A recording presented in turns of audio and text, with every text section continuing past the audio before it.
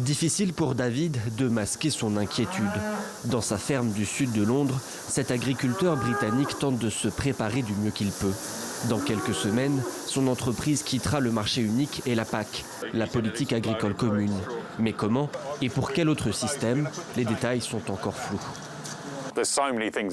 Il y a tellement de choses qui risquent de changer. Le problème, c'est que nous ne savons pas vraiment ce qui va arriver.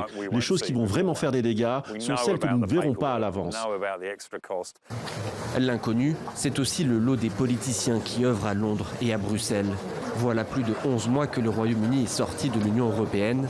La période de transition doit se terminer le 31 décembre à minuit.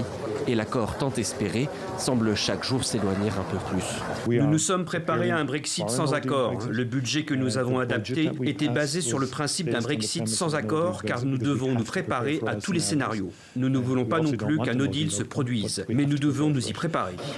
L'agriculture, la pêche ou encore la frontière nord-irlandaise, autant de dossiers qui restent en suspens. Un no deal pourrait coûter cher au Royaume-Uni. Mais Boris Johnson et son gouvernement continuent de minimiser ses conséquences.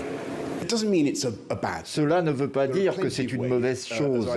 Comme je l'ai dit, il y a de nombreuses façons de tourner cela à l'avantage des deux parties dans la conversation. Les possibilités sont nombreuses pour le Royaume-Uni. Sans accord avec Bruxelles, les échanges entre Londres et l'Union européenne devraient être régis par l'Organisation mondiale du commerce, ce qui signifierait un retour des droits de douane et des quotas.